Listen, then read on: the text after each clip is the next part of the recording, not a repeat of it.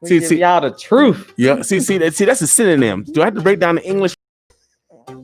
I'm be doing like Chris Rock. Do I got to break down the English for y'all? Break it down. Break it down. Break it down. Break it down. All right.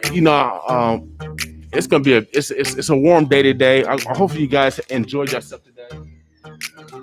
Yeah, it is warm today. Woo. What is it, like 80 degrees? It was it 80? It feels like it. Let me check. The weather. It's up there. I had a long sleeve. I should have had a short sleeve on. It's 75. 75 degrees. Omaha, Nebraska. It is 4:04 p.m. We got our guest coming up, Congressman Don Bacon. He'll be joining us just shortly. So we're going to talk about politics, election, and whatever else that comes up. So y'all keep it locked in here, 95.7 The Boss. And we'll have him up just shortly. How's everybody doing? King's on the phone. You can probably hear him in the background. But yeah, it got warm today. It's 75 degrees. Hopefully everyone's enjoying this warm weather. I think we're going to have warm weather for a couple more days.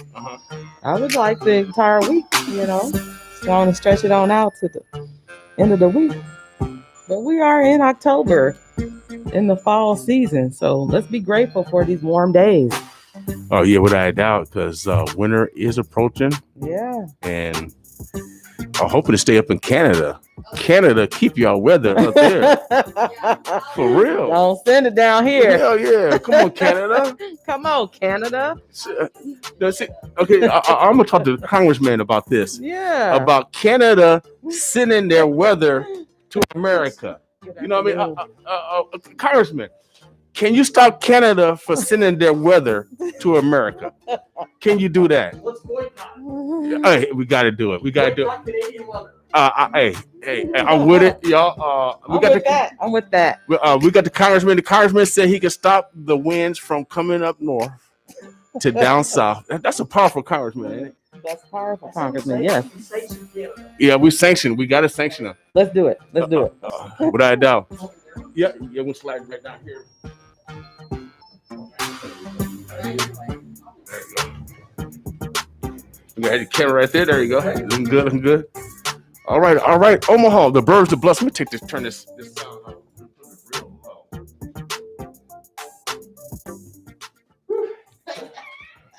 Been running. I bet. This is my 6th meeting of the day. 6? Oh my goodness. Yeah. Hopefully it's the last. Okay, we're No, 2 more. Oh my goodness. We make it work.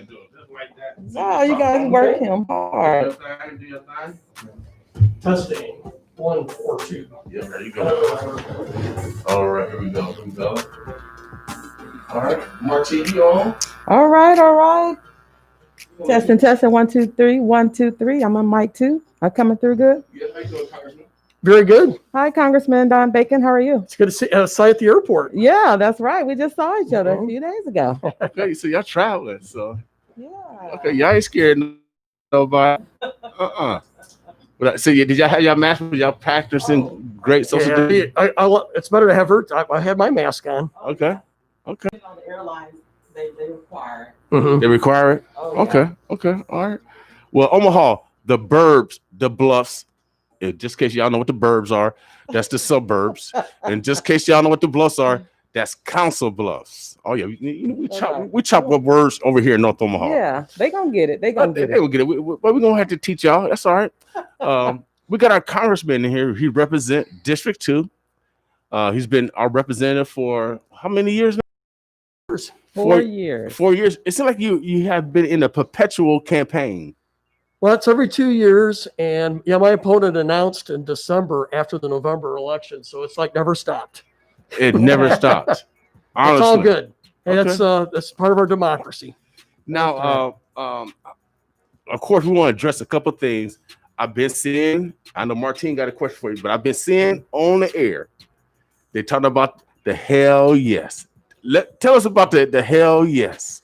Well, I voted yes to cut insurance premiums by 20%. And, this is politics. Unfortunately, it's the ugly side of politics, but there is absolutely no way would I vote to get rid of somebody's pre-existing condition coverage. That's what my opponent is insinuating. with those ads. But I voted to reduce people's insurance premiums by 20%. And this is how we handled pre-existing conditions. We said, someone's high risk, say you have diabetes or whatever it may be, and you're normally in the past, your premiums would be higher. What we want to do is take federal and state money together, a healthy person would pay. But this is, by doing that, that takes the cost out of the pool. So under ACA, a high risk person's put in and it's spread, but everybody's premiums, as you know, they doubled, right? Under ACA, people's premiums double risk. Take that cost. To me, there's what the DC, there's different ways to solve this. But it didn't make it. It was one vote shy in the Senate. Is it going to be reintroduced? Because I know the president got rid of the tax mandate. If you don't have it, I mean, that's a great thing. Yeah, I mean that ended up saving people some money by doing that. And actually, the premiums have leveled out and started going down a little bit in the last year or two. So that's a good thing too. Here's another thing here that I would say my opponent tries to demagogue. We also said, okay, right now you have two plans on the market from ACA. For a long time, we just had one, right? ACA meaning Affordable Care Act. The ACA plan. We want to offer a plan. We want to give people choices. We said, yes, you can do that, but you have to protect pre-existing condition coverage and charge them no more than a healthy person. That's the law. My opponent and some people on her party would say you can't trust Nebraska to do it as well as the federal. That is also the angle for saying I'm against pre-existing condition coverage. Even though it's written in the law, the state has to protect it. I'm just giving you, this is how they work, would say that is not true, right? So I'm protecting pre-existing conditions.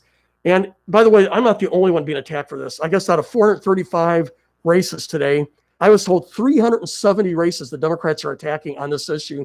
I think they've poll tested it, focus group tested it. I think this is the area that we can scare people the most, and we're going to use this tax. So I'm not the only one getting these kind of ads. Okay. It's all over the country. I think it's a lie. I think it's scare tactics. I would say that there's different ways to protect people, not just the Speaker Pelosi way. Okay. And Congressman, is this for individuals that have insurance through the ACA, or is this private insurance through their employer? Right now, everybody has to protect pre-existing condition coverage. Employers, everybody has to do that. We wanted to find a better way to do it our plan would have said everybody has to do that as well. But instead of taking a high-risk person and spreading that cost to everybody, which raised everybody's premiums to a very high level, we said we want to provide direct support to that individual. You're talking like 1 out of 20 people add most of the cost to insurance, because they're doing 70 or 80% of the cost out there because they're needing surgeries. So they're the one. So there's a way to provide targeted relief to that individual so that the other 19, they get a lower cost burden. That's what we're trying to do. We're trying to find a way to make health insurance more affordable, but we got to protect someone with pre-existing conditions. I mean, my mom died of lupus, so she had lupus for decades. I lost my sister from cancer. My brother, was an all-state wrestler, had a free ride at the Air Force Academy. He was selected in the Air Force Academy on the wrestling team. He got an autoimmune disorder. So, hey, of anyone, I embrace ensuring that everybody has access to coverage, and we got to make it affordable.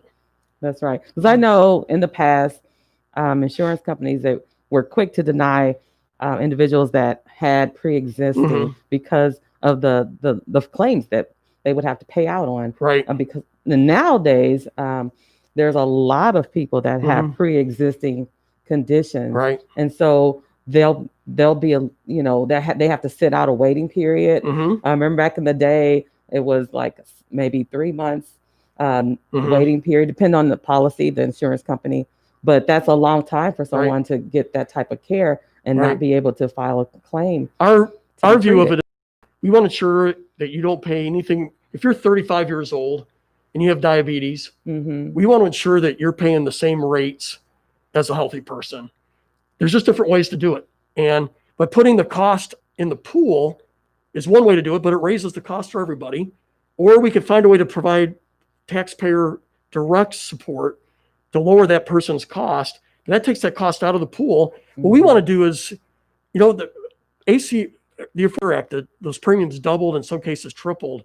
People are having a hard time paying it. So we're just trying to find a way to help out with these. And especially, it's the lower income earners have access to Medicaid for the most part. You got community health centers. You get you get subsidy if you're in a lower income.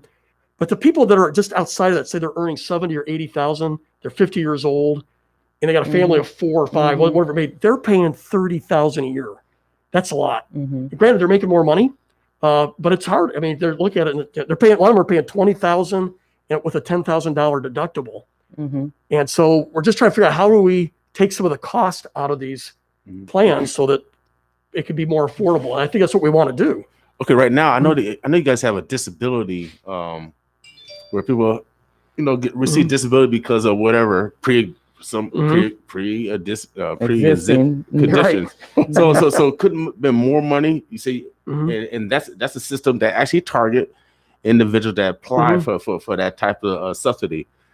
Couldn't have been propped up even more because the system is already there already for those individuals that are causing the system more, because everybody's not on disability, right? And you got to prove that you're on disability. Yeah. And so those are the target individuals that are really, raising the costs up. Right. Can that system be propped up more? It could be. I'm not as smart on the disability, so I have to dig through it a little more. And it's not something that I haven't had to deal with much legislation in the disability area. So I'd be glad to look at it and see what we can do. There was another area, and you brought it up. So some people refuse to buy insurance, but then they need it.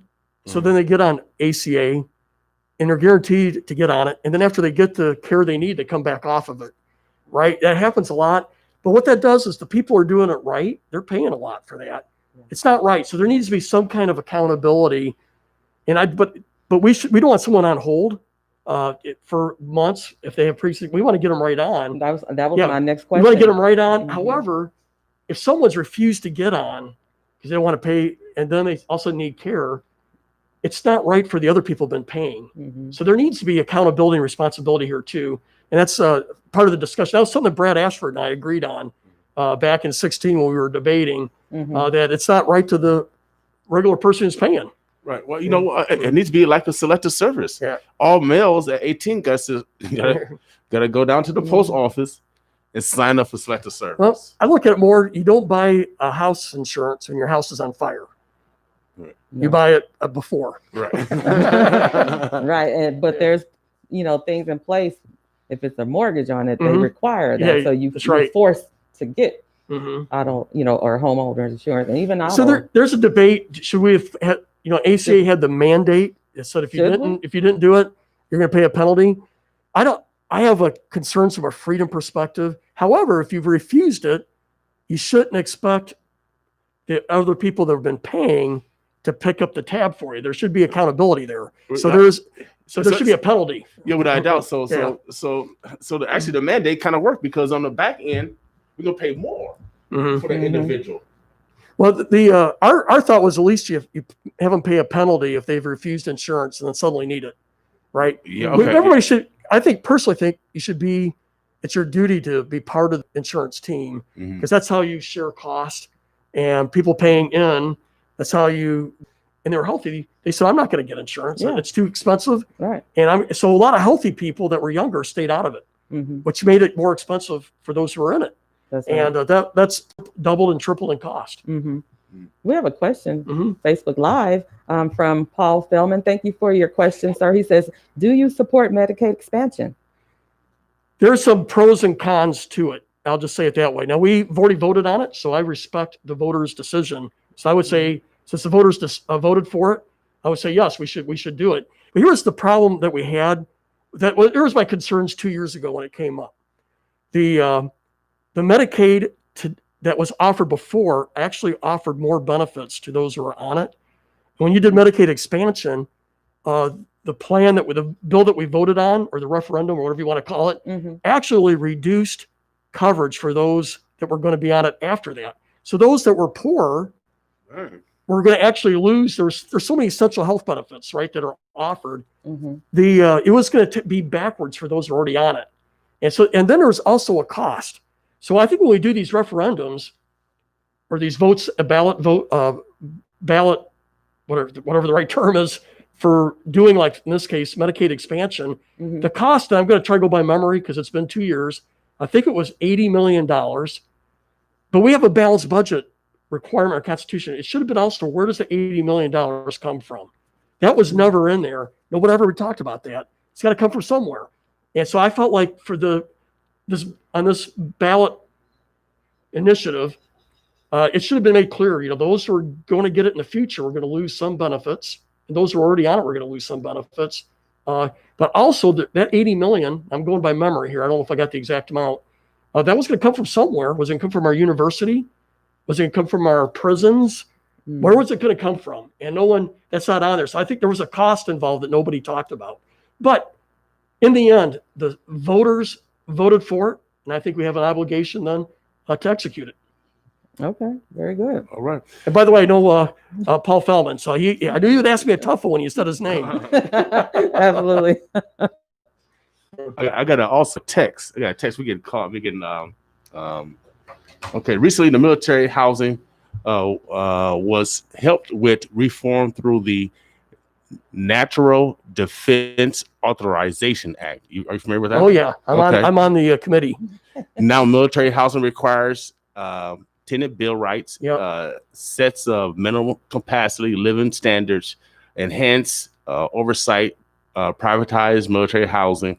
And he actually kind of connected to, is there any way that we could extend that to underserved populations in North Omaha in Macy, Nebraska? Well, which is on the Native American reservation. the last time you and I talked, you were at Macy, and you and I both mourned that housing is some of the toughest I've ever seen. Right. And it breaks your heart knowing, families and kids and whatever are living in a very impoverished environment with boarded windows. I mean, that's I felt your pain.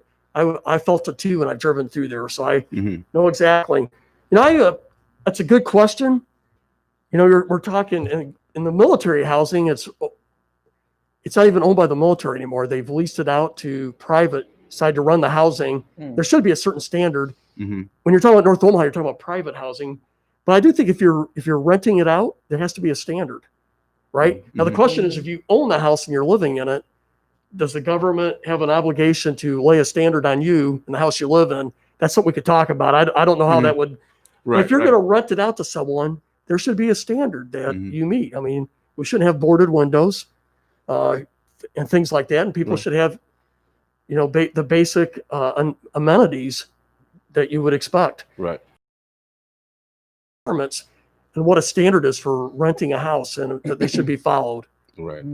Since we're talking about the National Defense Authorization Act, I know they're going to be putting a lot of allocation and building up the Air Force Base. How can vendors like myself, Martine, and any other people out here can take advantage of the opportunities that's going to be coming out off to build the base back up, especially after the flood? I've asked. Yeah. Okay. Here we go. So I've asked the base with the Army Corps to have an industry day where they bring in all potential contractors. Okay. So we've already got the runway being done. That's $160 million roughly, about 145 of that is local contractor. And so I've asked the base, and it's really the Army Corps, because they sort of lead this effort, to do an industry day, bring in contractors, say this is the process, this is what this is the timeline, this is how bid. I think that's very good. So I've asked them to do it. Ultimately, it's the Army Corps' choice. But what I fear is we have people that are in the inside that know this process well, and because they know it well, they can compete better. But we have a lot of folks who would like to get involved, and a lot of them are minority contractors that just haven't had as much experience down at the base. And I think we want to open that door, put sunlight in there, and say, here's how you can compete. I think it's better for the base. It's better for our community, and it's also better for the taxpayer. We have more people vying for a contract. Without a doubt. And then, man, you're general, man. You can make stuff happen. Well, You're a general. You can make stuff happen. Talk to other I would tell generals you, over there. General's got things going a little faster than one of 435 members of Congress. I had somebody ask me today. I guess. Oh, by the way, Martine just said they're going to do this Industry Day on October 21st at Okay, 9 so- a.m. Oh, that's Okay. coming up. Okay. And it says where to register. I don't see where it says where.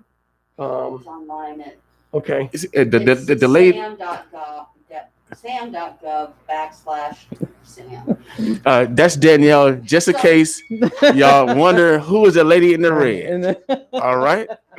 So in other words, they're going to do an online industry day to help tell contractors that want to work on base for this repairing the base, how the process is going to work. That's important. That's important. Yeah. So it's an Because- online event. Uh-huh. And because you know Okay. that could be potential millions of dollars coming back to these Oh, yeah. communities. Right. I was proud the runway over 95% is to the local contractors. So Okay. that's, taking care of our workers, our businesses, which I'm proud of on that. And so, I mean, you advocated for those dollars to come here. It should be Nebraskans benefiting from those dollars. I mean, we already have a low population already. We're paying high property taxes, yeah. and we're actually the number one target if the war comes. Mhm. We all gone. Well, hopefully not all gone. I think we got the defense shield, Star Wars or something. I hope you got Star Wars. I can't tell you because I'd have to. Oh, okay, okay. Yeah, Don't tell me. that's right, that's right. Don't tell me nothing. I'm just teasing. So, Congressman, what's the competition? Military agencies bidding for Well, this? no, it's the contracting squadron at Offutt through the Army Corps. They're going to put out numerous bids. Hey, we got to build this building. We got to build that building. A third of the base got flooded, so they're going to replace 15 buildings or so. I don't know how many, and they're going to have to build them up. They're also going to do some work on the old Stratcom headquarters because that's where the wing is moving into. So they're going to refurbish. So they'll put out various bids over time, and bottom line, you want to get the best bid at the best price. And so you want numerous people bidding in there, so you get the best value and for the taxpayer. And so that's how it's going to work. So it'll be private contractors bidding on a public contract. Okay, gotcha. So the event is online, October, and will that be on your website so people can register? Yes, Okay. yes, Okay. yes. All right, And super. I'm emailing you both the information. Okay, We just awesome. got it. So And this Omaha, is- Nebraska, you just heard. Yeah, You this have is an something we opportunity. requested, but I didn't know they actually did it until now. Yeah. So, We just got the. Yeah, it okay. Just happened. So because I said this is something we Awesome. need to do. It's You're important. One of the first ones. Yeah. Awesome. That's great. That's great to hear because I mean that's potential tens of millions of dollars. Because how much money was allocated for the base repair? It'd be about $750 million. About another $50 million goes to Ashland Okay. because Ashland also had it. And by the way, I got to give credit where credit's due. This is something Justin Wayne asked me to do. Okay. All right. So just to let you know, the system works. All right. Senator Wayne, I don't always agree with him, but this is something I actually did. By the way, he's the guy that got me down the making hemp legal. He was the guy that suggested it. And I got it in the Farm Bill. All right. Okay. But Senator Wayne suggested we do something like this, and so we requested it. And now it's sort of nice to, of course, I always find out, but So did Doing the radio. Ashland get hit too with flooding, or? yeah, they got leveled. Okay. They're right off the All right. Platte River, and it got right. creamed. It took out most of Ashland. Okay. Man, So, man. so the money specifically for the rebuilding of those Ashland two. and Offutt, Okay. it's about 80% or 90%. Okay. So- I have a question. Well, I don't, but the viewer does. Dwayne Lamont Hayes. He says the president says he is stopping stimulus negotiations until after the election and wants to prioritize the Supreme Court justice. How do you reconcile the suffering of the nation's people and the president's decision? Well, in this case, I think we should stay at the table to negotiate. There's a long story here. Speaker Pelosi wanted initially a $3.2 trillion bill, our fifth one. And Leader McConnell in the Senate, the Republican, wanted $1 trillion. And there was gridlock. And so nothing's been, there was no agreement there. And so I worked with 25 Republicans and 25 Democrats. We came up with a $1.5 trillion compromise that would help out, would further paycheck protection plan to small businesses, would help out our airline industry, which we're going to lose 30,000 employees pretty soon if we don't intervene. Yeah. There's targeted industries here that are hurting. Granted, in Nebraska, we're at 3.9% unemployment. That's pretty good. But there are certain segments that are hurting, like our playhouses, our theater, things like that, our live Hotels? venues, hotels. So we needed to, I believed we needed a targeted fifth supplemental. I think it should have been smaller. I didn't agree with Speaker Pelosi's bill, Mhm. but I also know you got to compromise. So we came up with a $1.5 trillion one, and she refused to even look at it. She called the Democrats on their cheap dates. So she is really driving a hard bargain on this. So she wants to bail out New York City, which had Yeah. problems before COVID. What? She Mm. want to bail out New York City? Yeah. Is she from New York? No, she's from California. Okay. Well, So- it's on the coast. It's on the But coast. but her but the bottom line is New York had troubles before COVID, and they want to use this COVID as a way to get bail out some of Bail their them out, issues. bail themselves But out. in the Midwest, we got a balanced budget. Yeah. We Omaha's got a balanced budget so it's hard to tell our taxpayers, let's use COVID, right, and bail out states that have not been running balanced budgets. So, but I wanted a compromise plan. We didn't. She refused it. The president actually accepted it.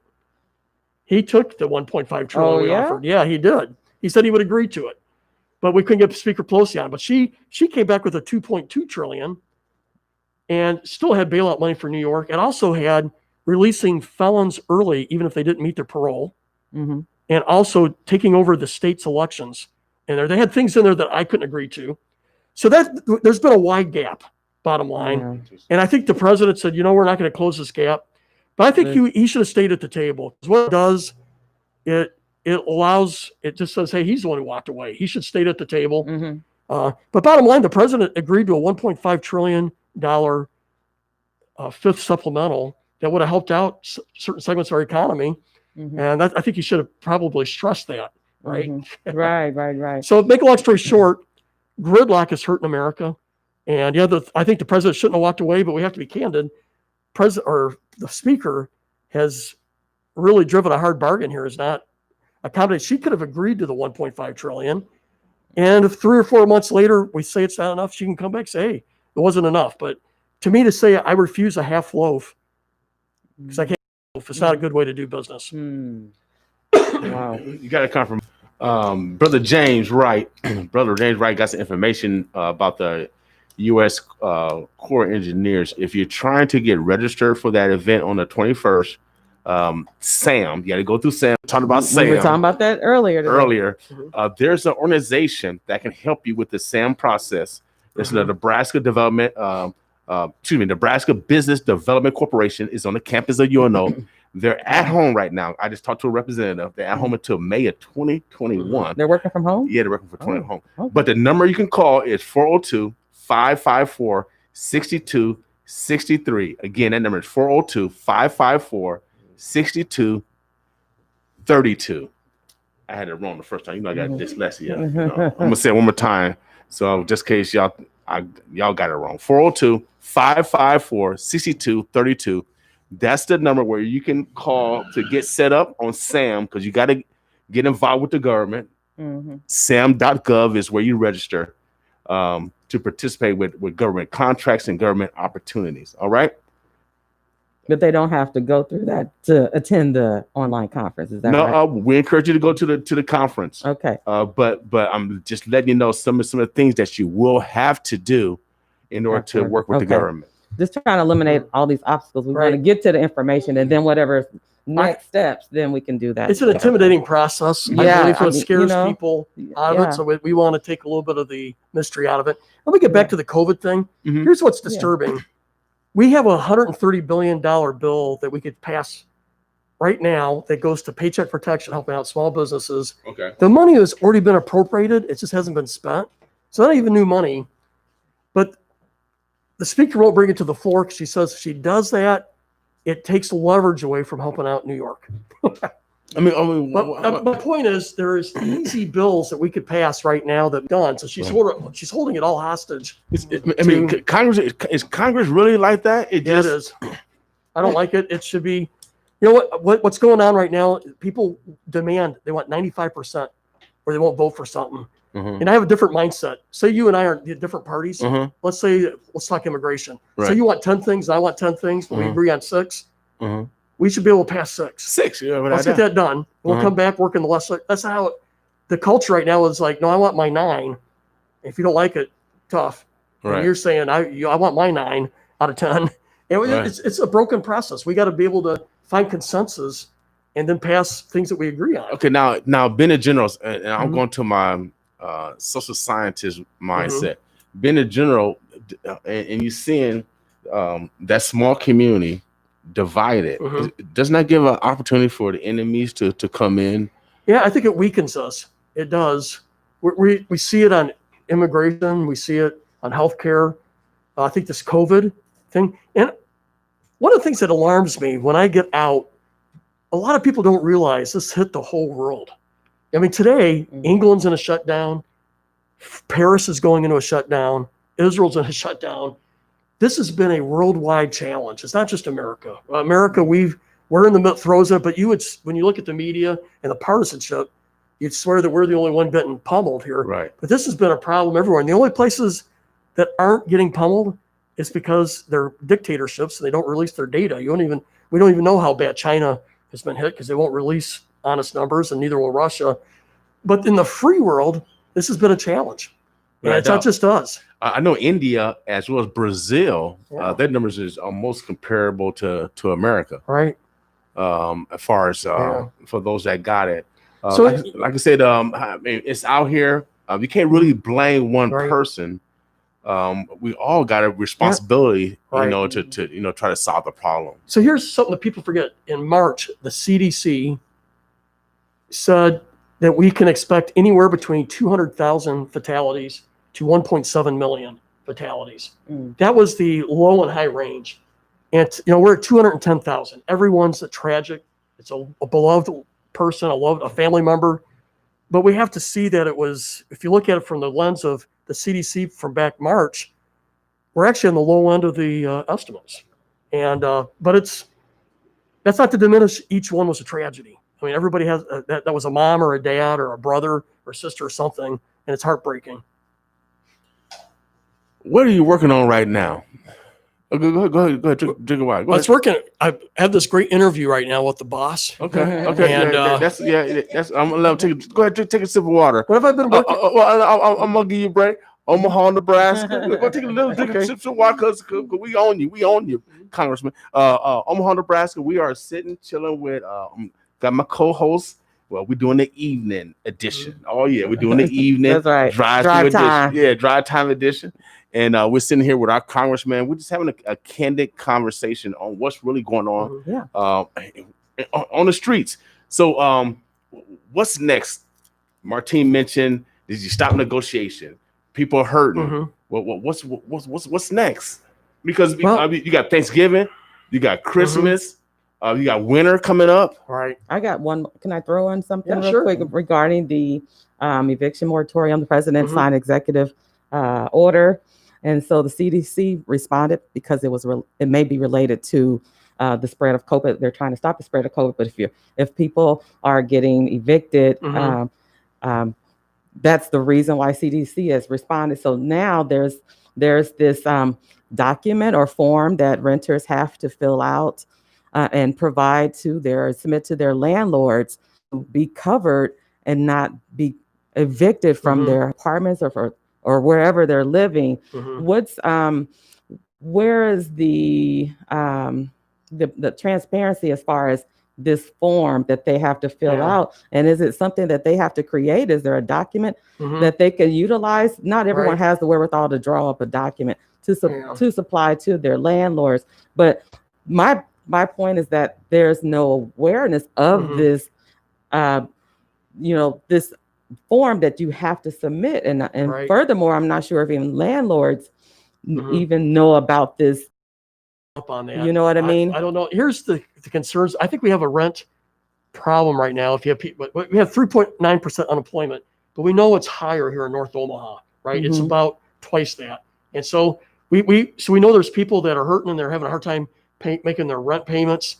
The unemployment, we had a federal supplement, but that went away in August. That's $600. Yeah, right. And so, by the way, in our bill, we found a middle ground. We found it wasn't 600, but it wasn't zero. We've tried to find a way to help a little bit, but there never was a federal supplement before. Right. Nebraska was last to get in on that, but first to pay out right away.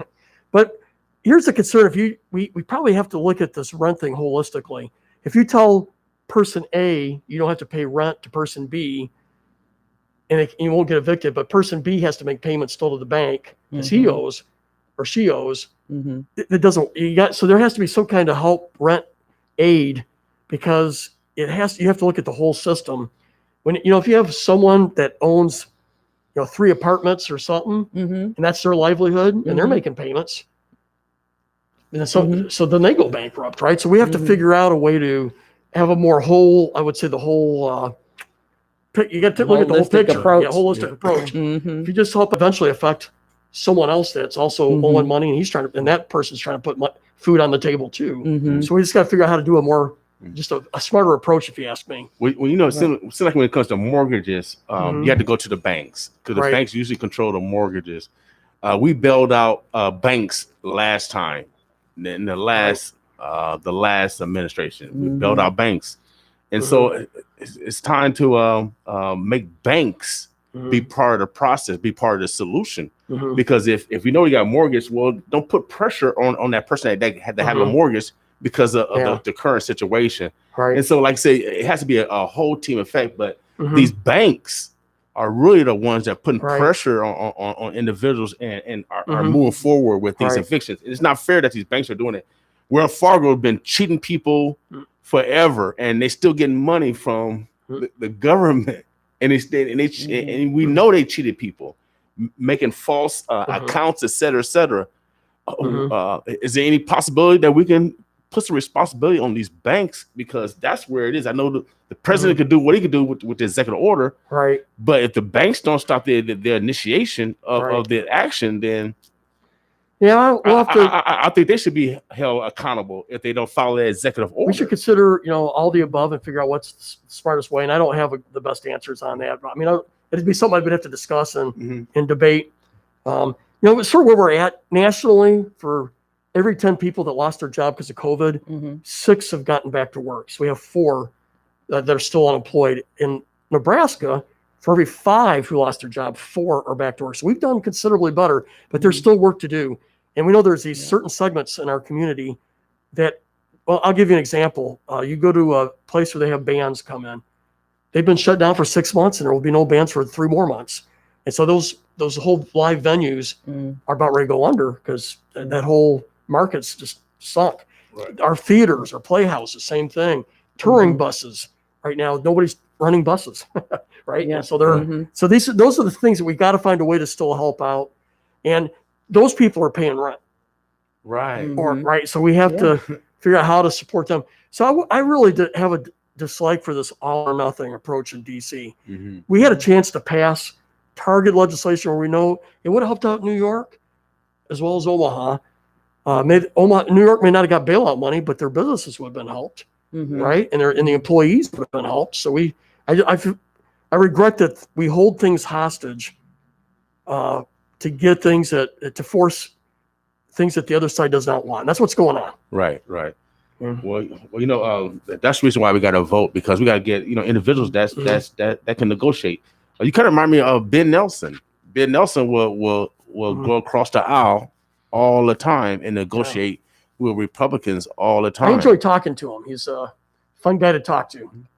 And so it has to be more examples of workers across the line. It doesn't make a difference if you're a Republican or a Democrat. Both sides have great ideals. We just got to push it up. So there's different ways to look at how on the bipartisanship. I'm rated number 29 out of 435 by Georgetown. So I'm 29th out of 435 according to Georgetown when it comes to bipartisanship. Okay. So you're in the top 30 then. Top 7%. So put it that way. Okay. And so, but what we're working on there is trying to find bills and compromise on bills that we can get Democrats or Republicans on. But what happens is the leadership puts, for the most part, very partisan bills out. And it's a partisan bill. If the Democrats put them in, you're going to see a heavy Democrat vote and a heavy Republican we see it all the time. It's ridiculous. But what I like about the Georgetowns, they're looking at people who could come in and write a bill with a Democrat colleague and make it so it's a win-win. Okay. That is where we're failing, because it's not happening enough in Congress. So neither side are coming together to work on bills. Everybody just kind of stay in their silos and work on my bill, It's happening, but the leadership, for the most part, are putting on the big bills. They're not pushing no bills forward. They're pushing the partisan thing. So, and what they're trying to do is get a bill that, right now you have 235 Democrats did this too. So I'm not, it's just, Yeah, it have cuts them on both ways. sides. Have them on both sides. But the majority tries to get a bill that they can get 218 votes of their party and get it passed. And they don't want to worry about getting a vote on the other side. And so what happens becomes a very Democrat or a very Republican bill, depending on who has the majority. But it's so partisan that the Senate that has a filibuster, they're like, hey, we can't pass it. Even if we're in the same party, we can't get 60 votes. So we got to find a way to get 218 votes in the middle. Man, and that's where the Georgetown index comes in. I mean, y'all don't hang out and break bread together. I mean, just to have, eat some potato chips together. Because that's where you, that's where you bring compromise. Yes.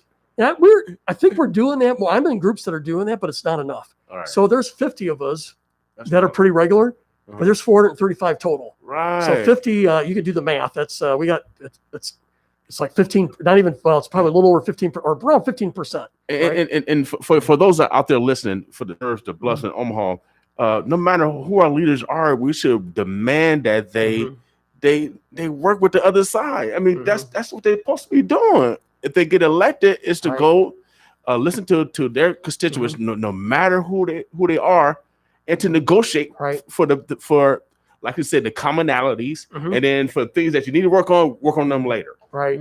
So I think that's the smart way to go. Here's the fear: if I lose what you like and I like, and we already sign it, then I have no leverage for these other things I think are important.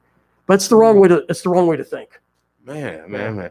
We're gonna pray. We're gonna pray for y'all. We're gonna pray for y'all. I could use a lot of prayer. I take it. Right, and a lot of people are praying for the president that he heal from this COVID-19. Right. We got a question about that. Thank you, Natasha Franklin, for your question. She says the fourth press aide in the White House has just tested positive for COVID. Do you agree, Congressman, with the president leaving the hospital knowing he's contagious? I would trust his doctors. If the doctor said it was good enough, I would do it. If not, he shouldn't. I mean, I'm not going to get between the doctor and the Secret Service on this. Doctor said he was not being contagious, then it'd be all right. But if he was still considered contagious, then he needed to be quarantined. So I just defer. I got asked this earlier too by the Omaha World Herald. I'm not in the middle of those discussions, but I think the medical team should drive the action. If the medical guys say you're contagious, well, then you got to quarantine yourself. I just don't know what that answer is. If they're saying he is contagious, he should be quarantined.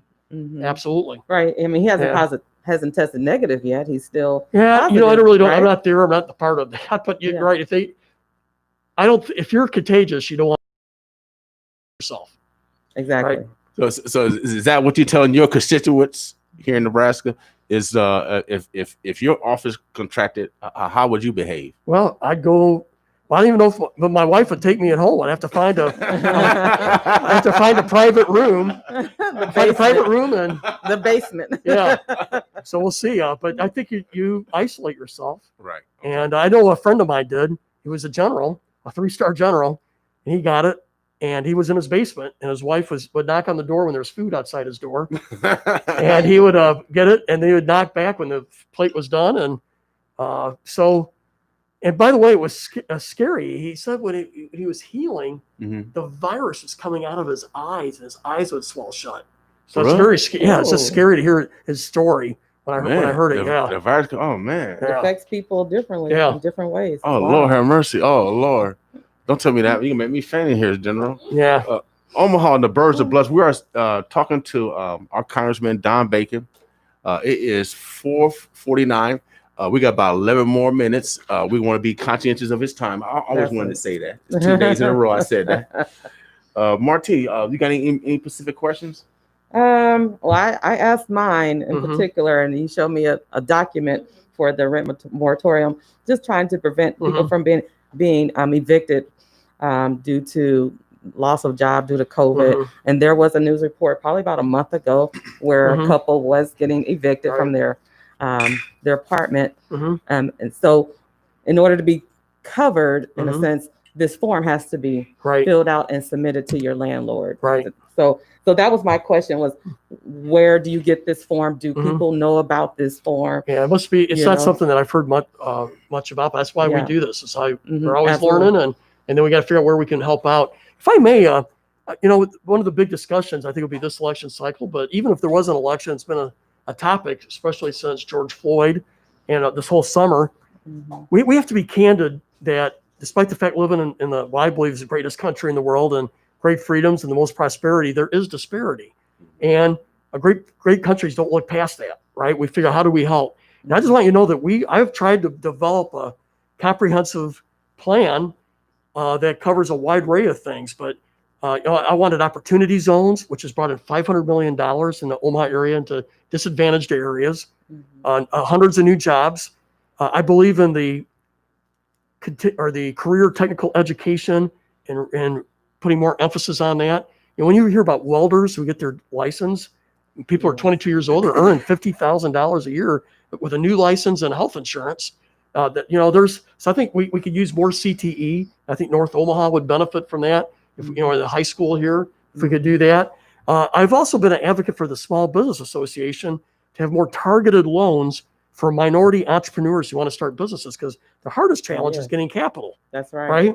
And so we got a grant this past month for our SBA to have more targeted loans that will help minority entrepreneurs want to get a new business. So hold on. Now where that at? This is our a side SBA. hustle. Okay. Yeah, rewind. Rewind.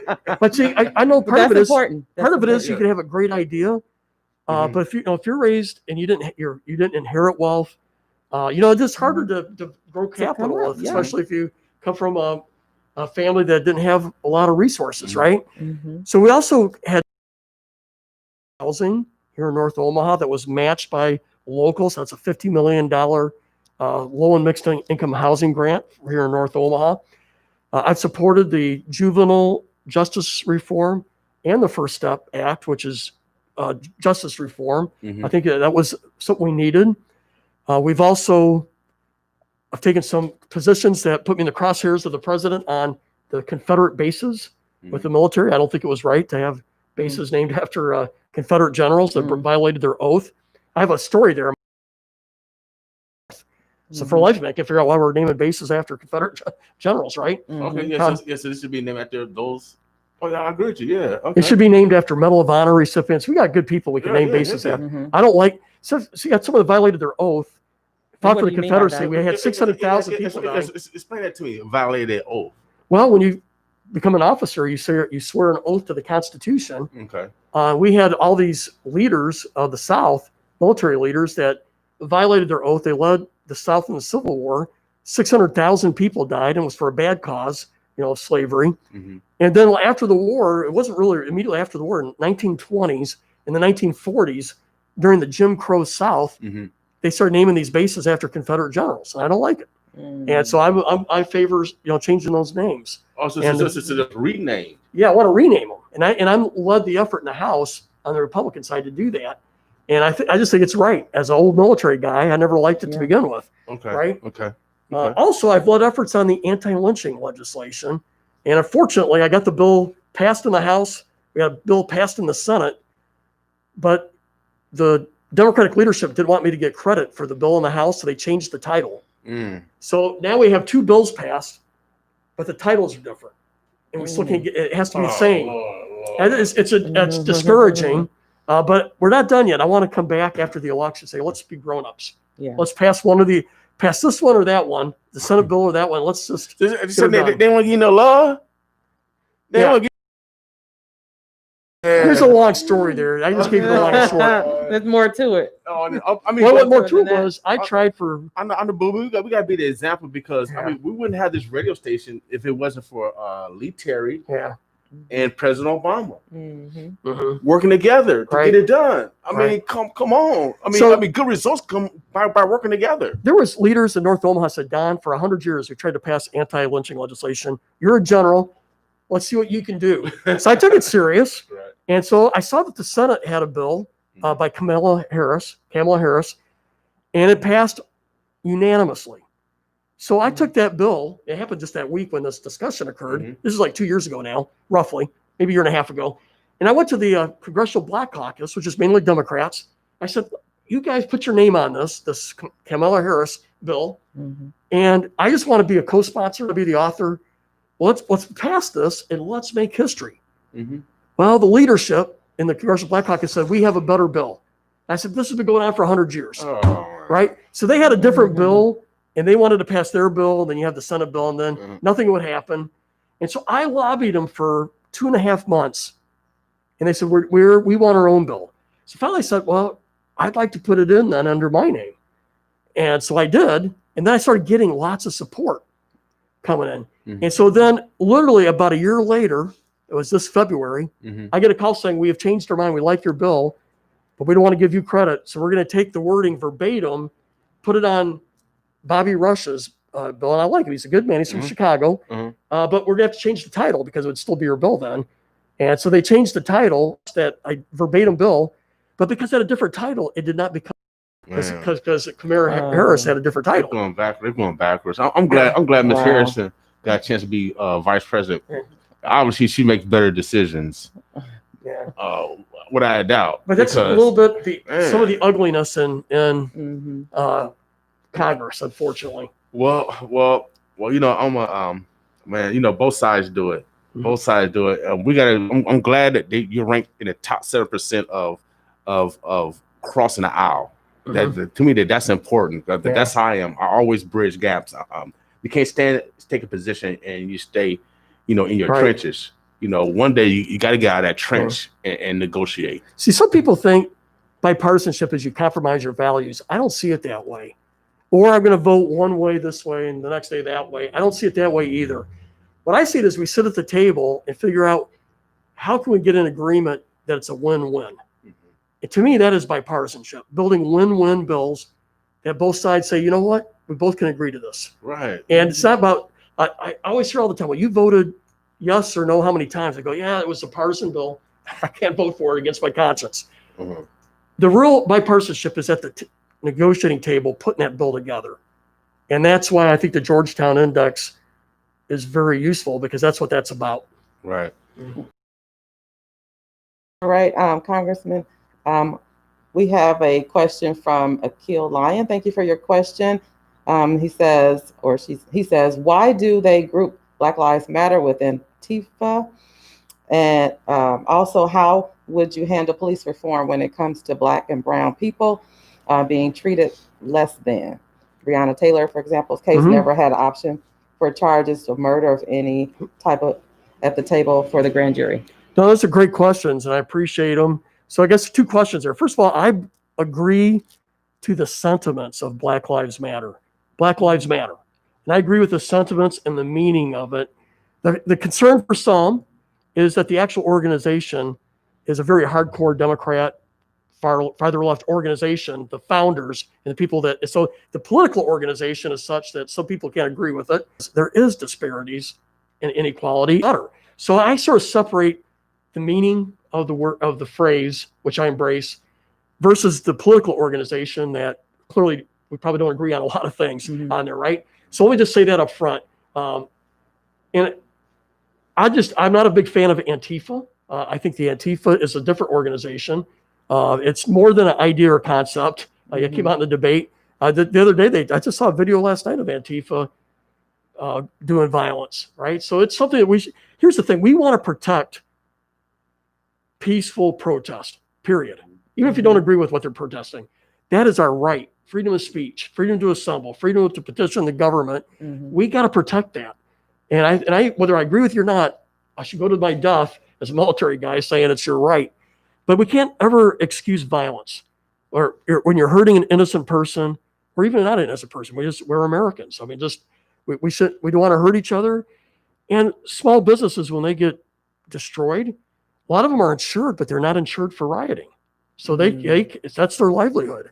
When their windows are broke, they're maybe insured for fire and theft, but very few are ever insured for that's an exception to their policy. Man, I never thought about that. Yeah. So when there's a riot and your business they're not covered? Most of them are not. Man.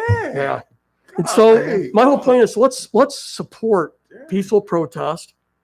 Let's just say violence is wrong. I don't care if it's I just don't care who it is, whether I agree with their views or not. It's not right. Right. And so Okay, police And reform. police reform. Mhm. So I support a $1.7 billion. I got to make sure I got my numbers right. I think it's 1.7 billion to improve police training for de-escalation training. Mhm. 500,000 body cams. I want to make them mandatory. They should always be on because I think that provides transparency and accountability.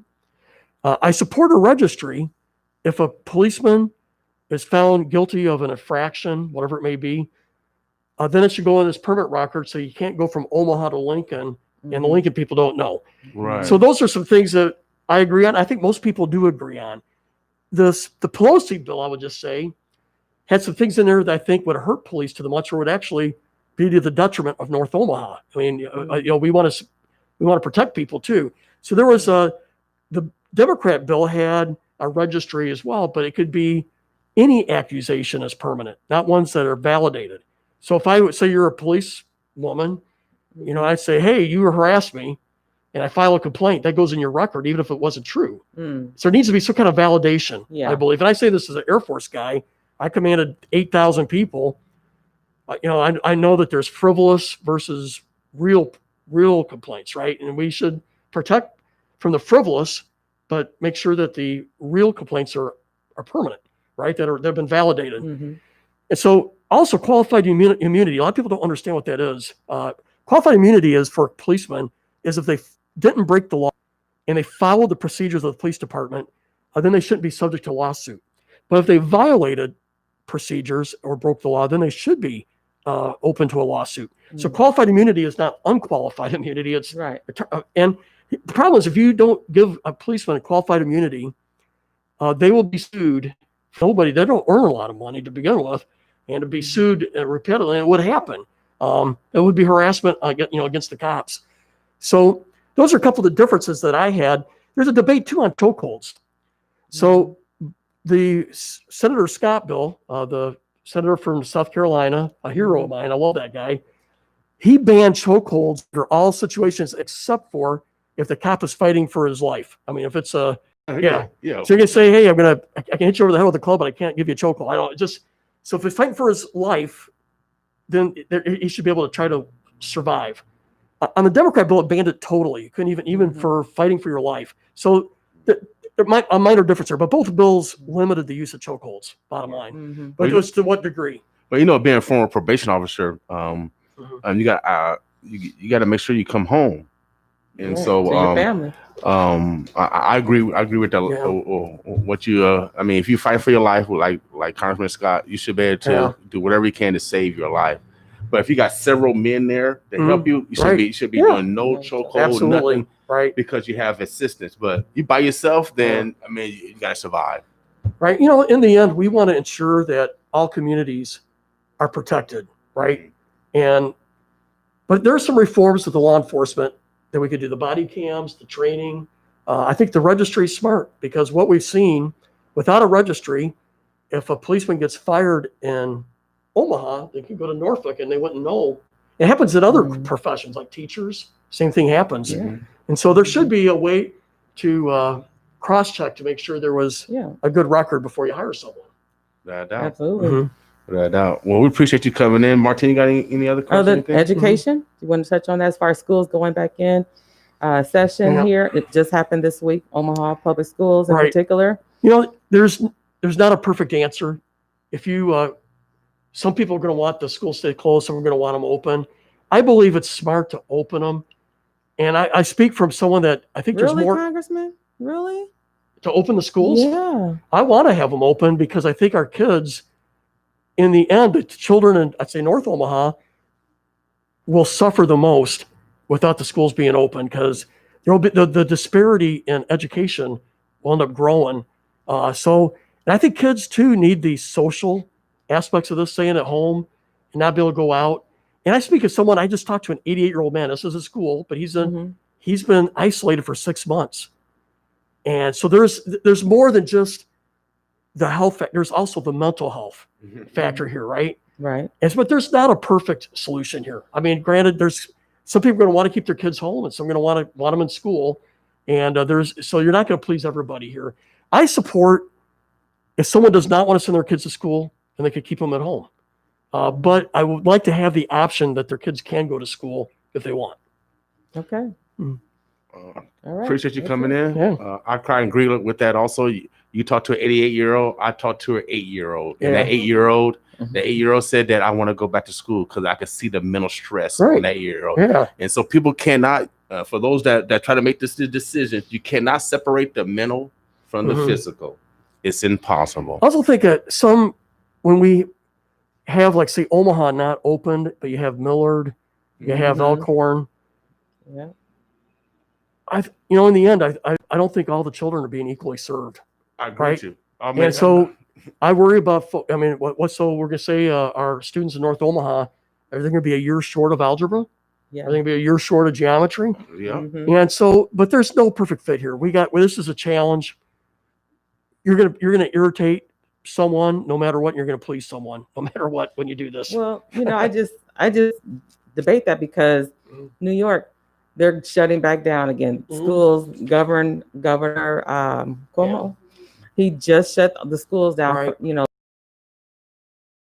classes after trying to open up again. He did it in a few schools, but you're right. Maybe we have that option. If it gets bad, you can go back into Mhm. some shutdowns. He didn't shut down all schools. So he And shut down some selected schools in areas that They're had in the a highest cluster, the highest infection rate. Mm-hmm. So I think we should be smart. Doesn't mean if we start seeing a spike in Papillion, well, then we should temporarily put schools down in Papillion until it gets down. So I think we can be agile, but we're going to be dealing with this till we get a vaccine. And we're in the third phase of vaccines, which is amazing. Not a single test has been shortcutted, but a lot of the bureaucracy has been reduced, but the testing has been done. I think we'll have vaccines in this coming year. The initial batch will help out. They're going to go to the elderly and those that are most vulnerable. And then they just work their way down. Mhm. But I think that ultimately that's going to be what fully opens up our economy is a vaccine. Okay.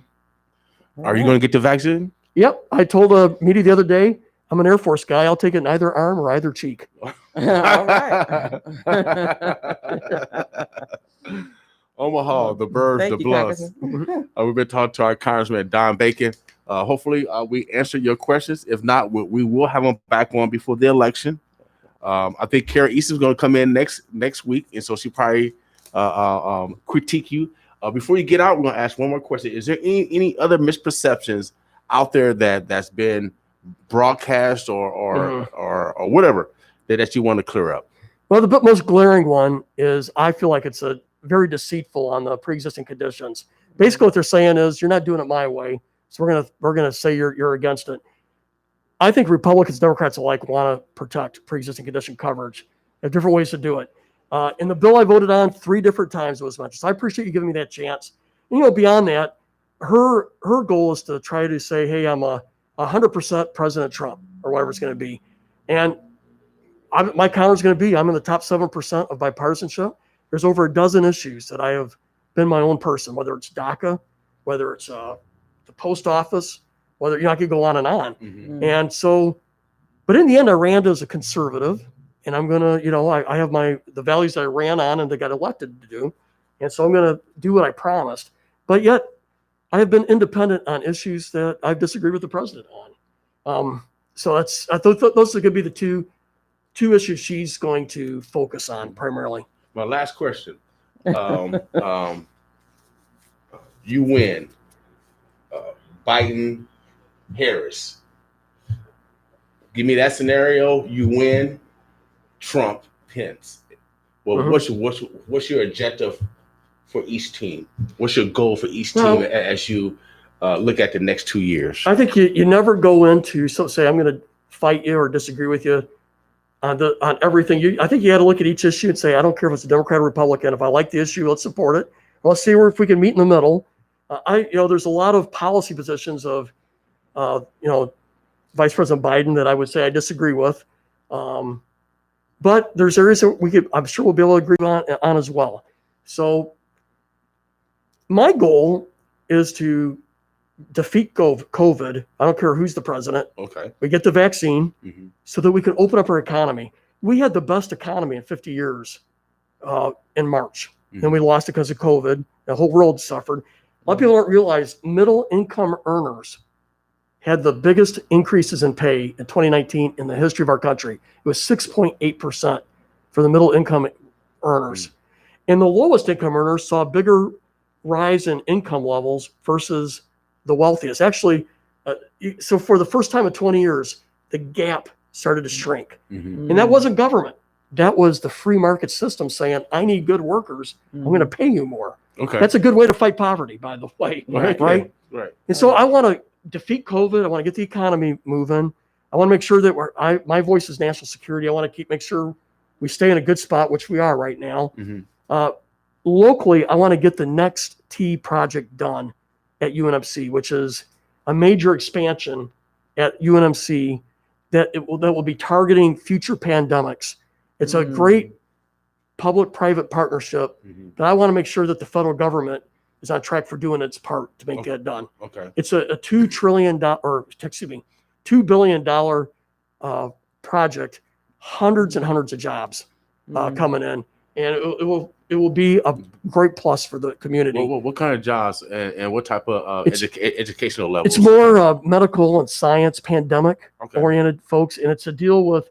We want to have the ability in our country to have a surge capacity in a future pandemic. I've been working this before COVID, right? And COVID shows, hey, this is why it's needed. And so we can't just stop looking at the future because we're dealing with the immediate problem. I want to have a plan for the future pandemic, right? So that will be my main goal of the coming Congress is to get that on track so that that will be a lifetime heritage. When you go by and say, hey, that'll be there for 50 years, right? And hundreds of great paying jobs coming in. Great. Well, we appreciate you taking time out. Yes, thank you. No, I don't have any further questions. Well, thank you. Thank you so much, Congressman. Omaha, Nebraska. We're here. All right. Boss with us. Hi. Howdy doody.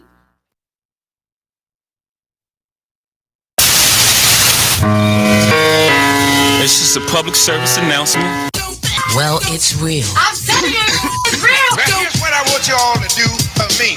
Yo, check this out, man. Don't panic. If you're sick, stay home. Stay away from me. It's contagious. Stay at least 6 feet away from others. The most dangerous disease. Coronavirus. Wash your hands frequently and practice good hygiene. Trying to show these people what time it is, boy. We can stop the spread of the virus. Coronavirus. Cover your mouth. Say it. So stay home. Stop the spread. Save lives. Most importantly, let's check on our elderly. Word up. You ain't going out like this. We're here to keep you informed. Coronavirus. Just get it real. Don't believe the hype. In the meantime, let's take care of ourselves and each other. Don't believe the hype. It's just a public service announcement. Are you tired of hearing about the coronavirus? Coronavirus. Well, it's real. I'm telling you, it's real. Now here's what I want you all to do for me. Yo, check this out, man. Don't panic. If you're sick, stay home. Stay away from me. It's contagious. Stay at least 6 feet away from others. The most dangerous disease. Coronavirus. Wash your hands frequently and practice good hygiene. Trying to show these people what time it is, boy. We can stop the spread of the virus. Coronavirus. Cover your mouth. Say it. So stay home. Stop the spread. Save lives. Most importantly, let's check on our elderly. Word up. You ain't going out like this. We're here to keep you informed. Coronavirus. Just get it real. Don't believe the hype. In the meantime, let's take care of ourselves and each other. Don't believe the hype.